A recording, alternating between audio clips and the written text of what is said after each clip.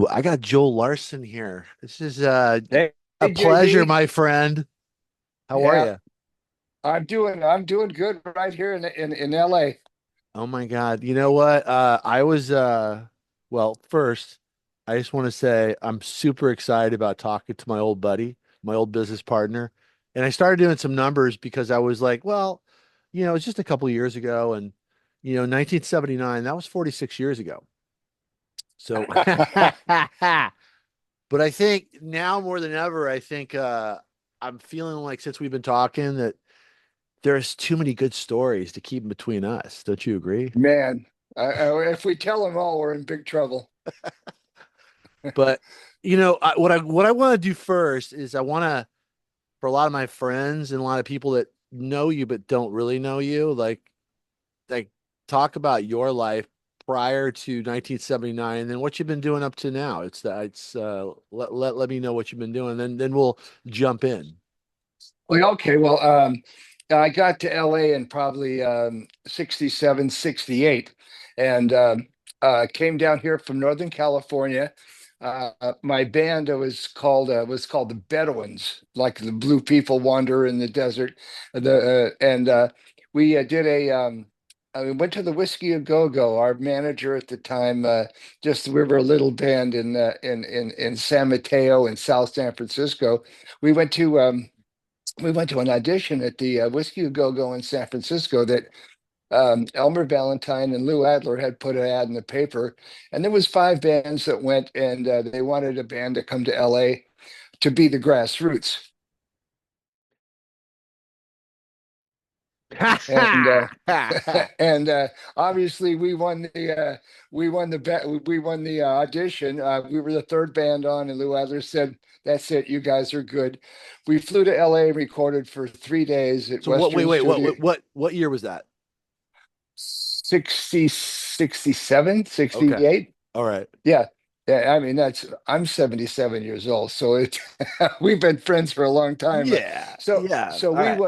we won the audition, flew to San Francisco, recorded we for 3 4 days. We probably recorded 14 songs. One of the songs we recorded was Eva Destruction by Barry McGuire. And so that was immediately a hit for like 3 months. That was the biggest record of the year, and it stayed in the charts for months. Anyway, so we went on the Ed Sullivan Show with Barry McGuire. We went to and I was so young when we did. My parents had to fly to L.A. to sign our recording contract with Dunhill Records, and that was Wow. and so I did that. We played. After that, we had a couple other small. Where Were You When I Needed You? And then the bigger records came along after Live for Today, and you can see the. So I was on the road for. I also played with Lee Michaels on Do You Know What I Mean? I played with the Turtles. I played with the Birds for a while. So I pretty much that whole lived in Laurel Canyon, uh, and so I was pretty much right there in the heart of all of that when it got started. We played in San Francisco with the Grateful Dead, and you can go look at the posters from the Fillmore Auditorium and see how many shows we played. Our the Grateful Dead were just it was their the first time they ever played in public at the Fillmore. It was on the I think Wow. it was the King Kong Memorial Dance or whatever it was. So anyway, then I did that. It was we had hit after hit, so I was in and out of the Grassroots, and then I came. Um, I let's see. After that, after I played the music, I got out of that, and we started running the nightclubs. We had the Whiskey and the Roxy and the Rainbow, or what? We didn't have the Roxy. We didn't have the Roxy, but yeah, we didn't have the Rainbow, but we had the Whiskey for a long time, and we did a lot of that stuff. So now I've been a Teamster, local 399 in LA. I did for the last 15 years. I did Two and a Half Men, then Big Bang Theory, then Mike and Molly. Um, Bob Hart's Avashola. I'm working on a new truck lorry. I'm a Teamster. So if you see a movie that's being filmed someplace, you see all the trucks out there. They get there. We're the first in, first out. We bring in the makeup trailers, the hair, the props, the electric. We bring in wardrobe. We bring in all those trailers, and then the talent comes in, and whoever it is, you can go to Joel Larson, my IMDb. I did Transformers. I did Iron Man. I did Iron Man 2, two and a half. I mean, just a bunch of movies. So yeah. So now that's what I do. I'm working on Leanne. Just I worked yesterday, and then I'm back Tuesday, Wednesday, working on set. So that's Well, kind of you know what, Joel? I gotta say that you are how would I say you are be an nice. amazing dude. Well, first of all, you made a great comeback because I mean I think we were in this not to go like too far out there, but I think watching and what you've done, I'm super impressed. That's the word I was looking for because, you know, there are many things we could have been doing, and one of them could have been dead, you know, because we were definitely running around at the high speed, and you know, doing things we weren't supposed to do, but and having a lot of fun doing them. But um, I was trying to go back to 1979 Flippers when I met Stan Wortlieb. Uh-huh. And he was the manager there. And I went for a job as a DJ and I brought him my tape. And he's funny because he looked at me after I, you know, I said, "What'd you think of the tape?" He goes, "Fuck the tape." He goes, "Why don't you just throw a party here?" It's like, all right. But you had been doing parties before. Yeah, I come from the valley. I was this valley kid. So I mean, you know, but we back up. So I came from doing high school parties and then renting venues in the valley and then jumping over the valley to Flippers because I just want to be a DJ. But anyway, I found myself in this room with Flipper and David Ward and Stan Wortley when they were like, oh, you know, we had I think 2,000 people there one night, and I don't know how you and I walked out, and if I vaguely remember this, like we walked out and you said if you want to they're trying to rip you off and I could protect you as a partner and you kind of gave me like this 5 minute kind of talk but it was interesting because being an individual and running parties and doing my own thing, you know, I was streetwise but I had a feeling that you might be a little more streetwise than me, so Well, and yeah, and yeah. I, Well, I think part of that was that I said, I had a rock band. I've been on the road for 20 years, yeah, 25 years, and I know how to look at a room and gauge, whether I get a percentage against a guarantee. If there's a guarantee of so many people, if you go over that, you make more money. right. And I kind of told you how that worked, and I said, we should get to the point where you take the door because it's all your people and let them have the bar. That I mean, that was one of our Well, is school is in progress, you know, and it was interesting because, you know, this is a great learning lesson. I mean, you know, we're talking about 1979. There was a lot of stuff happening. Prince, you know, Avalon ended up doing Prince at Flippers, and it was John Cougar Mellencamp, right, and the Go-Go's were just kind of coming up, and you know, I don't think the Red Hot Chili Peppers had even. I think that was the band anthem we did. They ended up splitting up, and part of the right. band went to the Chili Peppers.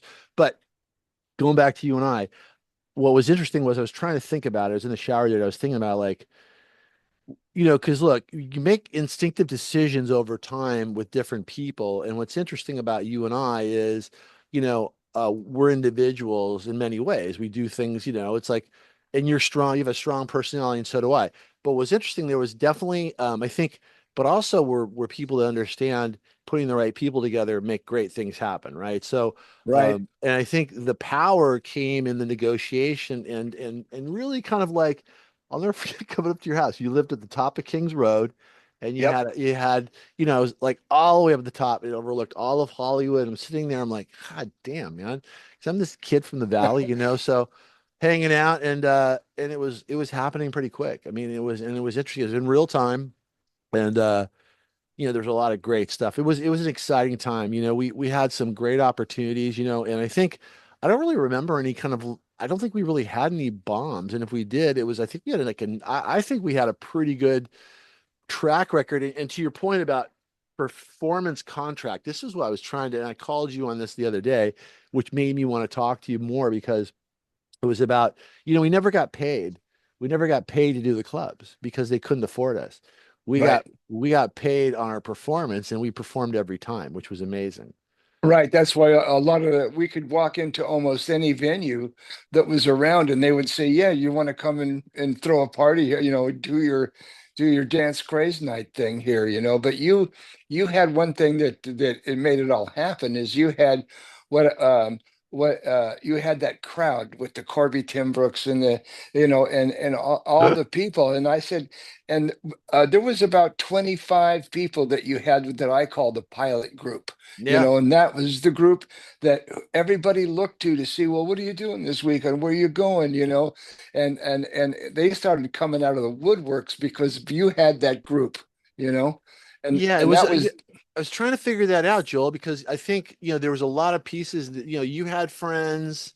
I think everybody wants to be at a place that's happening. I think the magic thing is what was really great was there was always really pretty girls, and I think pretty girls, and whether it's network sweeps or it's the Super Bowl, it's girls make the world go round. So having pretty girls and really nice people and everybody having a great time a was lot of really. them, a lot of those pretty girls got in free.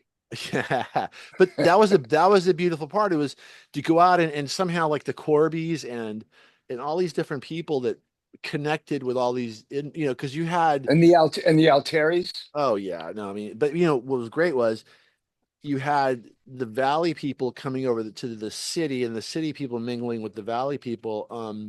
And that was like a really interesting thing because It was. and dancing was big. I mean, I always ask my son who's 17, I said, Jack, you know what? Or who's 16, and Emma's a true DJ, Joel. She wants to DJ. It's really cute. I try to tell her, I tell the stories about working behind the thing, but um the DJ thing was fun. Lee Selwyn ended up taking over. I ended up handing him the records when we were did flippers because it was a moment where it was kind of like I didn't really understand that I was a promoter. I was, it was like it was a funny transition. If you remember Jet Ace, we did the Jet Ace group Uh, and she was great. And I remember, we were all partying. It was funny, and I'd say I have her on Facebook, and Vernette was awesome. She was a great little singer. If you remember, their little three-piece band. yeah. And I remember she was, I think maybe did a couple drugs and was a little bit loaded before she came on stage. And she said, "Why is your names on the invitation?" And I was like, looked at her. I was like, if they weren't, there'd be nobody here. You know what I mean? Because they were a Yeah. band out of the Cleaners, and they were. It was. I think I've always said this to you. I didn't think we had an idea of the power that we with the following we had and with the bands we could have brought on and done a little more deeper into the music end of it. Um, the dance thing was so strong though. It was almost like I think a few bands got signed at the Roxy, but we didn't really think about that. No, I don't think our strength was in promoting bands. and No, and they were and a there lot, and they were a headache too.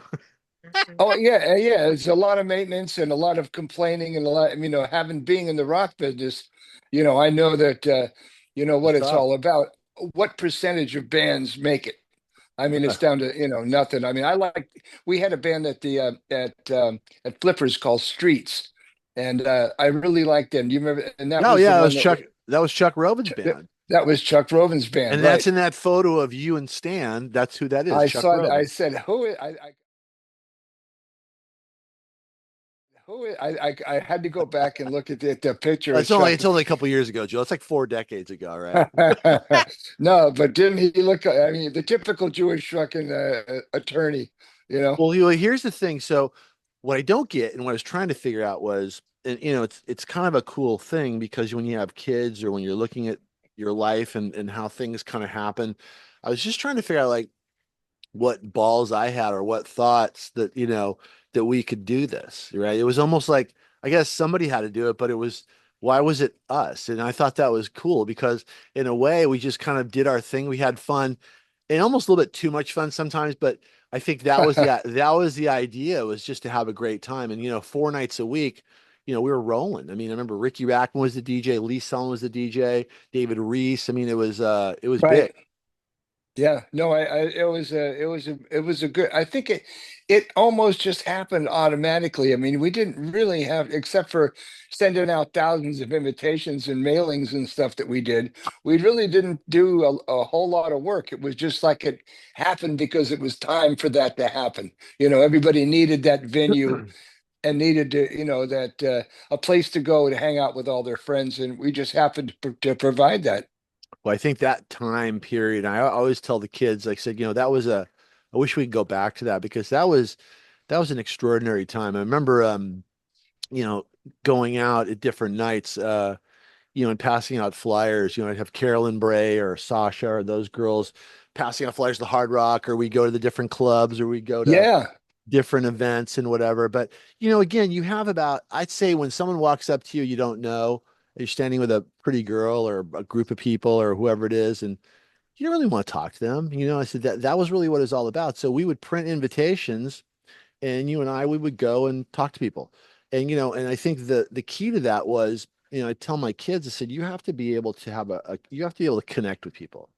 You have to be able to have a conversation and then believe in maybe something you're doing. And it became easier in the end because we developed a name and a reputation. But in the beginning, it was right. like, in the beginning, it was the reputation was the parties and the clubs from the valley, but that didn't really help in the city. You know what I mean? And Right. so, but Vince Van Patten was at one of the first parties. There were some good people there. There was a lot of the Alturis, Corby, his whole crew. There were a lot of the surfers. Hubby was there. All those people were just, and the parties. It was great because you had the part before the party where everybody get loaded at like whatever bar they were going to, and then they would show up to come dancing at our party. Then there was the after party. Like there's three parties in one night.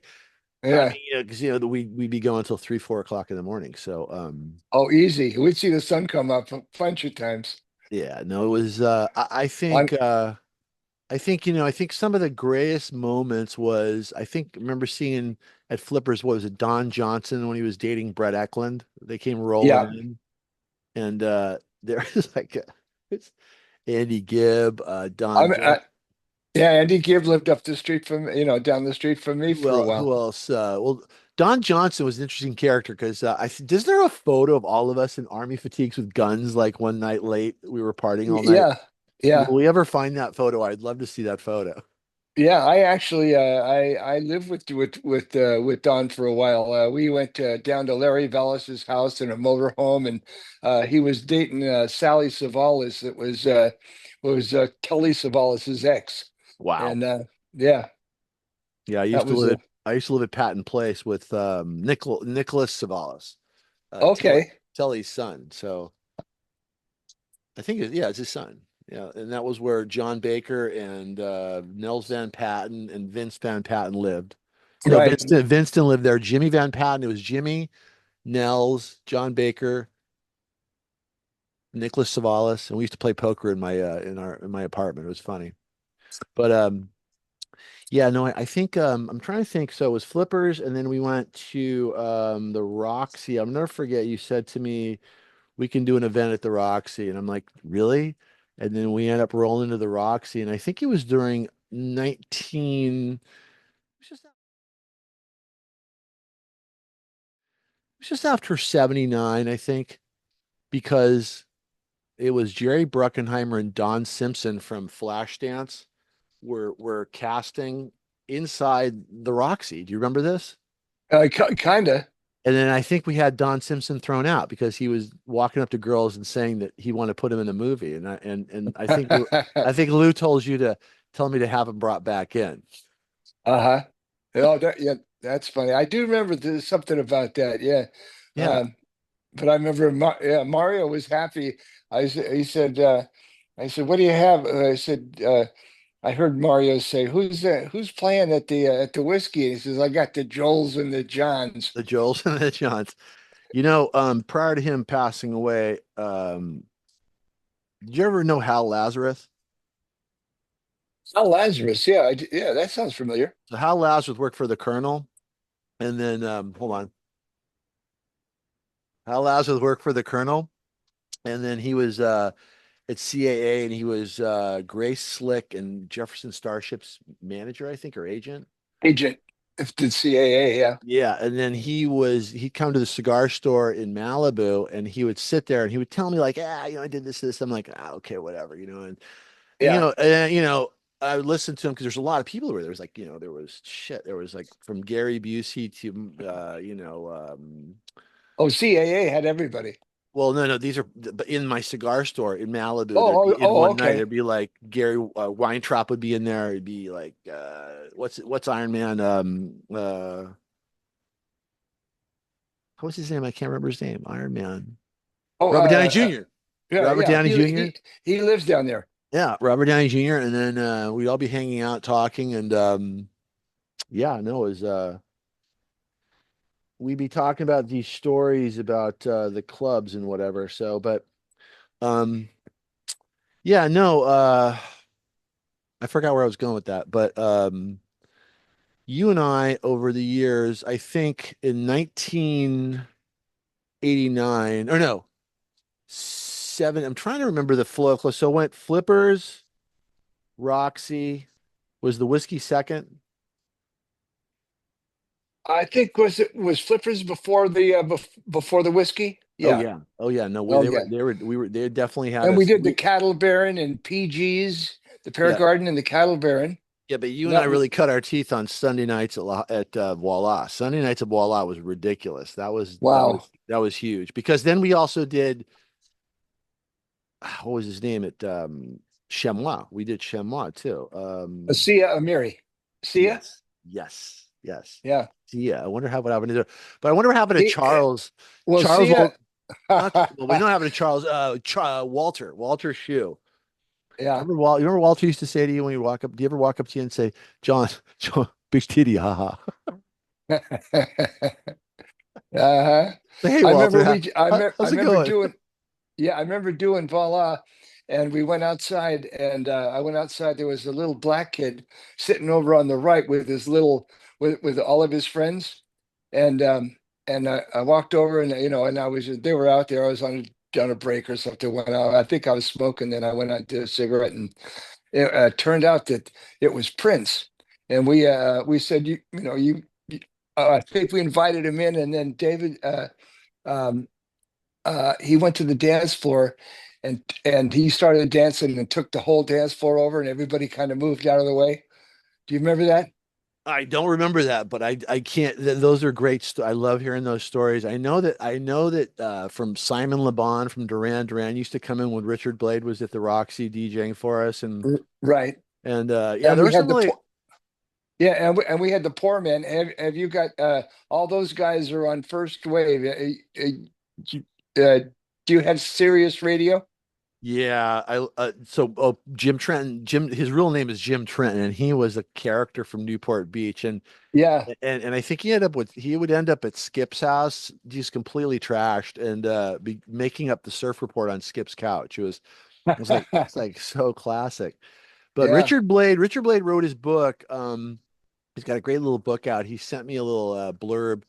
Um, I guess in chapter 3, thanks me because when we were doing the Hot Club, I went into K Rock Radio was at Pasadena. It was a little tiny place over Right. there Right. with like and you taught me exactly how to negotiate. I had I had the 8 ball, and I took Rick Carroll into the program station, and I remember like and and Richard was Dick Shepherd from KNAC, Right. and and he had this great voice, and the vision was, and remember no polyester. It was a very interesting like little 1 minute he did, and later on all the DJs went to Hawaii, and they asked me, can you bring that guy back in that had that real interesting voice, and he ended up becoming Richard Blade, and with Right. Ramondo and him in the morning became a big hit show. And then what was so great was, I think, in many ways, it sort of propelled us because whatever you and I did, or whatever the Hot Club or whatever that was going on, he'd always talk about it because in a Hey, way, I was, yeah, I heard down in K yeah, Rock, right? in a way, it was kind of nice because I think he felt like, I just looked at it as like I was helping a friend out, and it definitely the free PR and talking because it'd be like 6 o'clock in the morning, and they'd be doing like one of these going, should we call John Dunn? Should we call him? Should we call them over there because I know they're still up from last night? Because last night was the Roxy. We're like, Right. you damn straight we're still up. Yeah. Oh my God. Look back, it's like I thought, look at cocaine was man, I'll tell you what, I'll tell you a funny story. So I don't know if you this is my perspective. So when I first came to your house, I was like a new kid from the valley, and I definitely wasn't that innocent, but I remember we were sitting in a meeting at your table, and in the operating procedure for those days were, the little vial with the you slide it across the table, and that's how you did business, how you talk. It's like a drink. It's like pouring someone a drink, right? So, but I remember like you sliding it over to me. I was like, did a little thing, and I was like sitting there, and we're talking. I'm like, the whole time thinking to myself, it's like, when's he gonna pass that back over? And I knew it was gonna be a problem. But you were like, you were totally fine. I'm like, fuck, man, how's he do that? How's he can take like a bump and then never do another one for a long time, But I was one of those like, I mean, I just the whatever it was, that was the accelerator for me. But in many ways, I looked at it as I was still able to operate at somewhat of a high level, and I wondered. I think the big wonder for me after I've been sober 36 years. I mean, it's kind of wild, but I wonder in reflection yeah, that was good, and we had a great time. But how much better would it have been? But would it have been? You know what I mean? It's like that was the time, and that's what was supposed to happen. It's who I am today. I can't change, nor do I. I think if I could probably the only thing I'd want to change out of everything I did was how long it took to get to uh where I need to be right now. It's like mentally, physically, emotionally, spiritually. I mean, I just have this. It took me a long time to grow up, Joel.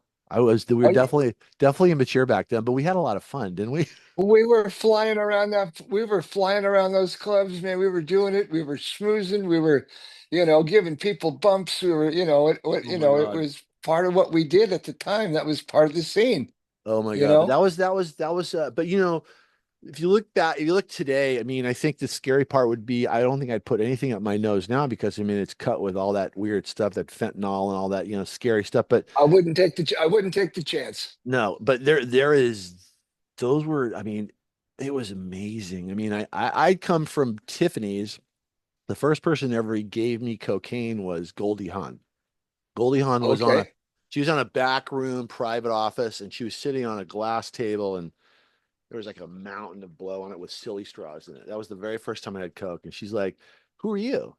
And I said, "I'm the DJ." And she goes, "Well, come over here, try this." I'm like, "What is it?" She goes, "You'll like it." And sure enough, I think Dan Haggerty was in the room too then too. So Yeah. Where it, was Tiffany's? that was an Encino.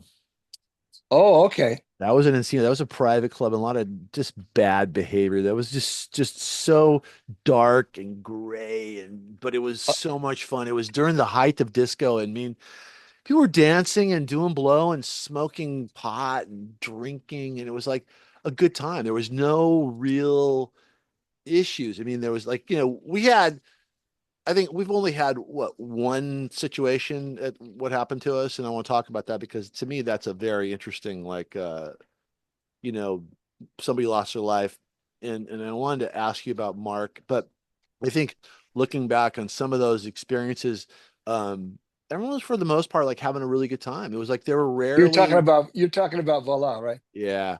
So when we go Yeah. to Voila, I think the only I want to talk about that because I'll give you my perspective on what happened, and I want to hear yours. So I'm inside. I'm with Jimmy Buss and I'm with Dion and a bunch of guys. More Jimmy Buss and his crew, Andrew Dodge and those guys. We're in that private room and we're just, doing blow and just being bad kids, right? Or bad adults. Right.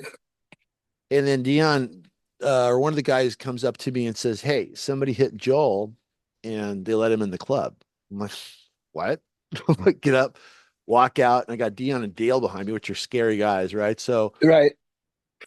we come out and I see the guy and I'm looking at him and it was weird was I'm talking to him and he has these sort of black eyes, those dead eyes, when you look at Yeah. somebody.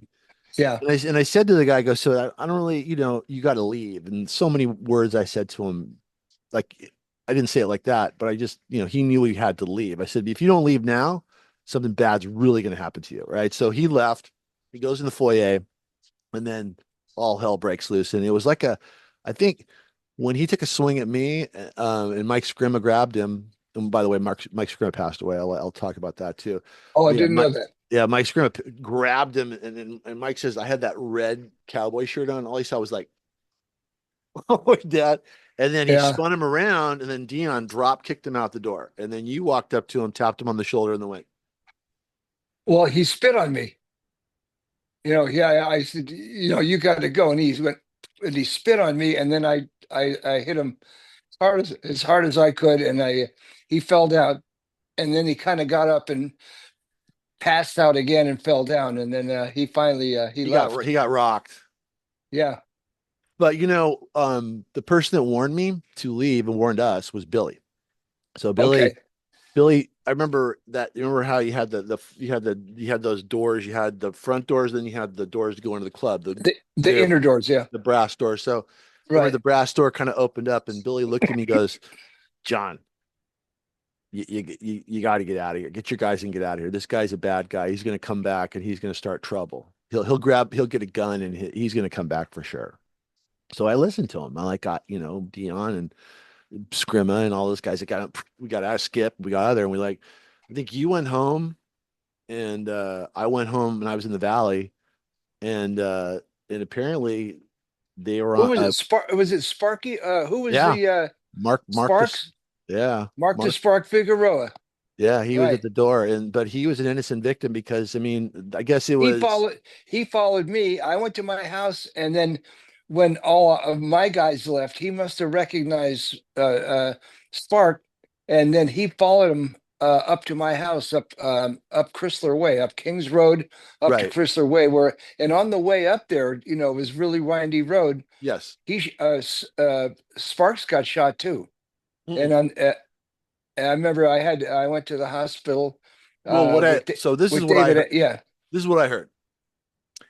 So I'm sitting there and I swear to you, I'm with Mike Scrimman. We're doing just like mountains of blow in like my little guest house I'm living at. And I'm thinking to myself, hey, life's good. Nothing bad could happen. If something bad happens, I mean, it still wouldn't. And I had no idea what was about to happen, right? So apparently, what had happened was you called me up crying on the phone, and then I backtracked on what happened. So Mark Figueroa was following you or going up Kings Road, but Billy was behind him. No, Billy was in front of him. okay, And then they pulled over Spark because he was driving that Fiat. And then they started beating on him, like wanting to know where you were or where I was, right? right. And then Billy saw that Spark wasn't following, so he got out of the car ahead of them, walked down the road, and saw that, and he said, "Hey, I forget the guy's name, whatever his name is. Dominic Jury. Yeah, what are you doing? Let him go." And so they sat Billy down, and then that time they shot him twice, point blank. Right, And then at that point they pointed the gun at Spark, but he was bloody because they had been beating on him and just shot him twice. One, I guess, one in the chest, and then one grazed his head, and right. he almost died. But I also heard that he lived. Billy did not, and then the he ended up marrying or staying together with a nurse that brought him back to life. Is that correct? No, I don't know. That sounds like a great story though. But I mean, because he was a colorful little guy.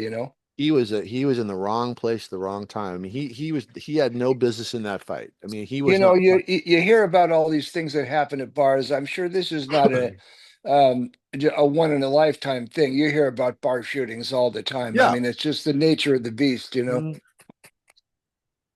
no, I dropped my cigar ash. The that was a rookie mistake, Joel. So I talked to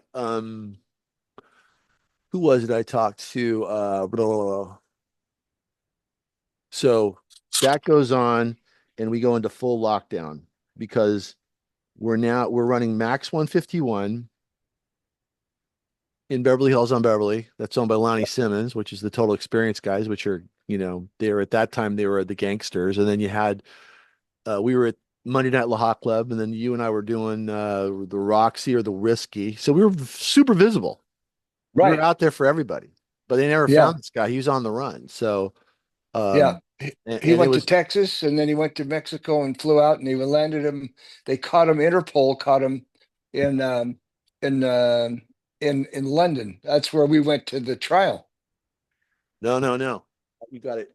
Here. This is what I heard. So my mom and dad. So at the time, living in my guest house, and I have to tell my mom and dad, there's a maniac that just shot my friend. Is probably looking to kill me too. Right. Right. So it's like, and most people that come to the clubs don't really know this is going on, but this is like, again, it's one of like over. I mean, we were doing this for over a decade, so having this one thing happen, and it was a very um it was an incredible thing. But I looked at it, it was almost like um when that happened, everything kind of subsided. Skip and I were driving around one day in the car, and I had my shotgun in the car, which, by the way, I can't find my 870. Remember the 870? I had that really nice 870. I don't know Yep. where it Yeah. disappeared. It disappeared, which is whatever. A lot of Um, them do. I know. So, we were in the car, and I had the shotgun because we were like definitely freaked out a little bit, and then my house was in Van Nuys, and I was going down like Van Nuys or no Woodman Avenue, and this car pulled up next to us, and these guys pointed guns at us. And I go to Skip. I go, those guys are pointing guns at us. He goes, what? And I like put the 870 out the window. They had no idea that I'd be pointing a shotgun at him. The guy just looked at me like just took off. But I'll it was like bet. that was just a random thing. But the adrenaline's going. You're so scared. But years later, so my understanding was he was caught in France. So Yeah, no, that's what I said. right He went from here to to to London to and then to France, right? okay, yeah, but he initially to get out of the United States, he went to Mexico. I think he flew out of Mexico to London, then France, and that's where Interpol caught him. I knew I was going to say, like, I lost my train of thought. So what happened was, okay, after this happens, I have to tell my mom and dad. They're like, what? So I'm like, we got to get out of here. So let's just get out of here. So like we ended up going to Vegas. So we went to Vegas, and apparently the sheriffs or whatever the investigator said he went to Vegas first. I'm like, what? So we went to Oh Vegas. God, I'm like, oh, yeah, you're walking down those long hallways in Vegas. It's like, sure. I'm like, yeah. So then you fast forward to us in France putting this guy away. Well, that was pretty wild because that was 1989. God, you're Um, better at years than I am. well, I'll I tell you can, how I know this is because so I got sober in 89. I was in my first year of sobriety, and it was heavy because those are a lot of memories and a lot of stuff going on there. I mean, there's a lot of fear and different things going on. So we end up going there to the Palace de Justice, and it was wild. I mean, because I mean, you and I we were talking, but you it just got together Madonna. My life was sort of like I was still sort of like rolling around, and talked, but we weren't really talking, right? So it was like, yeah, and it wasn't that we didn't like each other. It was just like I don't know, we just kind of went this way, right? yeah, that happens. Yeah, So um on the plane back, I'm laying across the seats, and I'm thinking about what just happened. We put this guy away in jail. I mean, it was like wild, I mean, testifying in front of the Palace de Justice. So that was a wild thing, wasn't it? I mean, you had that was far out, and then being it, called up on the stand and doing a yeah, they tried to and have it. mitigate. Yeah, the guy was a low-level gangster, and I think did he They were work from for North Africa. Yeah, yeah, Tunisian. So he was a scary guy. So I think he was wasn't he like a low-level like drug runner, drug dealer yeah, or something? well, yeah, He was something he like was that. he was connected to some family. Anyway, on the plane ride back, I had an interesting experience. So I'm laying across the seats. There's like nobody's in the flight, and it was like it's like half filled. And so I hear the captain say, we're flying at an altitude of so and so, and by the way, if there's any friends of Bill W, report back to the back of the plane. Now I'm like, in my newfounded life of being sober, I'm like, I'm a friend of Bill's because I'm sober, right? So I think I'm like at the time less than a year sober, I think. And it was all in very new. And I remember we were there during, I think it was December, and and I was a year sober, I think. So we were there in December. It was cold and rainy. Do you remember that in France? We were like, we were wearing Sure. jackets. And so the pilot says, and I look up to the attendant and I said, "Hey, I'm a friend of Bill W." She goes, "You are?" I go, "I am." She goes, "Well, come back with me to the rear of the plane." So I come back, so I go back to the rear of the plane, and here's this woman who had multiple years of sobriety and knew that if she had a problem, she could reach out wherever she was, which what you're supposed to do.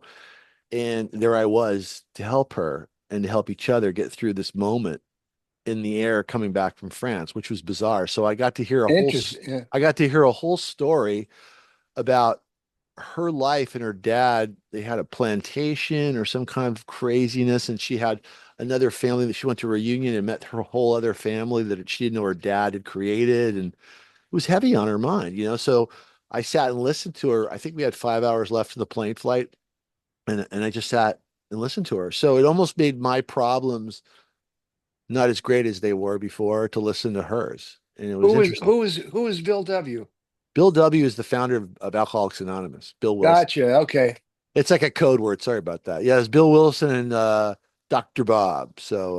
Okay. So I found myself in that. I found myself in those rooms in 1989, and it was tough because, for all those years that we had led this movement of debauchery, it was like time to now do something a little different, right? So, and I didn't really get the fact that in many ways, Joel, you and I were leaders in running our clubs. You know what I mean? The way the music, the locations, the kind of Oh, clubs we ran. everybody copied us. I mean, we could name six people that tried to do the same thing that we did, and even the club owners that thought they could do the same thing we did. That was funny stuff when they did that. I think was Mm. it the cattle barons?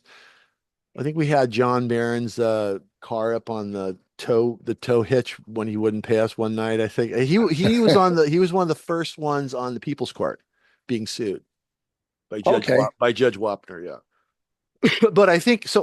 What I like to know on the business side of it, when we'd sit down with, let's say, Mario, and Elmer really wasn't in a lot of those meetings. It was just Lou and Mario. I think I remember right. at the Whiskey A Go Go on top. I'll never forget this meeting. You and I were sitting up there. It was hadn't been finished yet. There were holes in the ceiling, and they want us to reopen it up. And it was the coolest thing ever. I mean, it was almost surreal that you and I were sitting on the Sunset Strip With these guys. with Lou Uh, Adler and Mario Maglinari cutting a deal to run Fridays and Saturdays at the Whiskey A Go Go.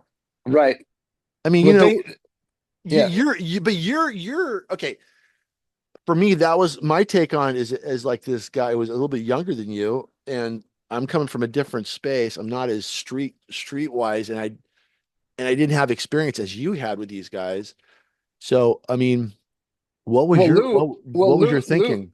Lou knew me because I was in the. Well, of course. He brought the grassroots. I mean, he Yeah. was the original producer of the grassroots, along with the Mamas and Papas and Barry McGuire, and that was so.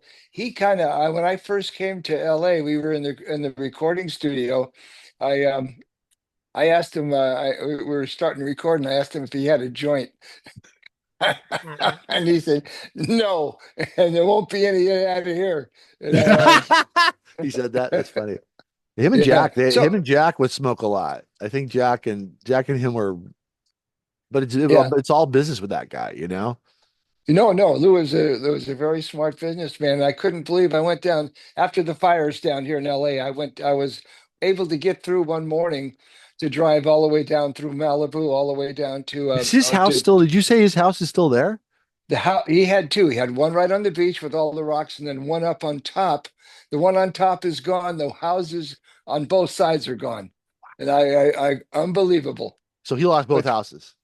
he only lost one. He still So the has the one house, on the beach. can you imagine how much stuff is in there as far as, I mean, you guys collect, I mean, you have